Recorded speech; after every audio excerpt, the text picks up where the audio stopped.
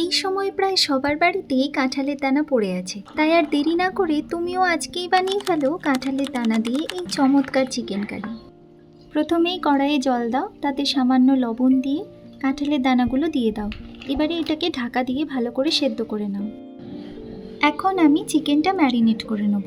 আর ম্যারিনেশনের জন্য যা যা উপকরণ ব্যবহার করেছি এর সবকটাই কিন্তু মায়ের হেসেলে সবসময় মজুদ থাকে। সবার প্রথমে এতে দিয়ে দিচ্ছি আদা রসুন বাটা। এখানে আমি গোটা জিরে আর শুকনো লঙ্কা একসঙ্গে বেটে নিয়েছি। এখন আমি দিচ্ছি কাজু কিশমিশের পেস্ট। 4টে কাজু বাদাম আর 8-10টা মতো কিশমিশ একসঙ্গে পেস্ট করে নিয়েছিলাম। এবারে শুকনো মশলাগুলো, লঙ্কার গুঁড়ো, হলুদ গুঁড়ো দিয়ে দিলাম, আর কিছুটা লবণ দিয়ে দিচ্ছি। আর সব শেষে দিয়ে দিচ্ছি আধখানা পাতিলেবুর রস। এত সব কাণ্ড হতে হতে এখানে কাঁঠালের দানাগুলো খুব ভালো মতো সেদ্ধ হয়ে গেছে।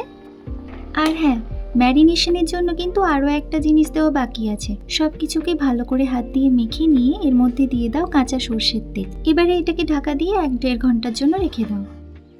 এখন ঝটপট রান্নাটা দেখে নাও। কড়াইয়ে তেল দিয়ে সেদ্ধ কাঁঠালের দানা থেকে লাল অংশটা ছাড়িয়ে নিচ্ছি, সেটাই এখানে ভেজে নিচ্ছি।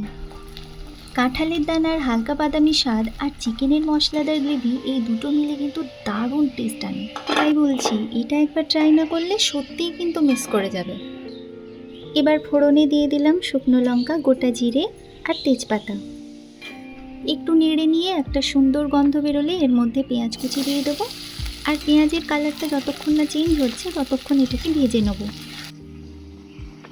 পেঁয়াজটা লাল হতে শুরু করলে এর মধ্যে ম্যারিনেট করা চিকেনটা দিয়ে ভালো করে মিশিয়ে নিয়ে এটাকে ঢাকা দিয়ে কুক করে নাও। ব্যাপারটা এখনই কেমন জানি লোভনীয় লাগছে, তাই না? মশলা থেকে তেল ছেড়ে এলে এর মধ্যে কাঁঠালের দানাগুলো দিয়ে দিতে হবে। এরপরে আবারও ভালো করে কষিয়ে নিতে হবে। এখন আমি এখানে দিয়ে দিচ্ছি গরম জল। আর একটা ছোট্ট টিপস, মাংস রান্নার সময় যখনই জল দিও না কেন, সেটা গরম জলই দিও, কিন্তু স্বাদটা আরও দ্বিগুণ হবে। এই দেখো, কথা বলতে বলতে রান্নাও শেষ। এবারে উপর থেকে একটু ঘি, ধনেপাতা কুচি আর কাঁচা লঙ্কা দিয়ে এটাকে ঢাকা দিয়ে দাও। রেসিপি কেমন লাগলো অবশ্যই কমেন্ট করে জানিও। আর ভালো লাগলে একটা লাইক দিও আর চ্যানেলটাকে সাবস্ক্রাইব করে দিও। আজ আসি।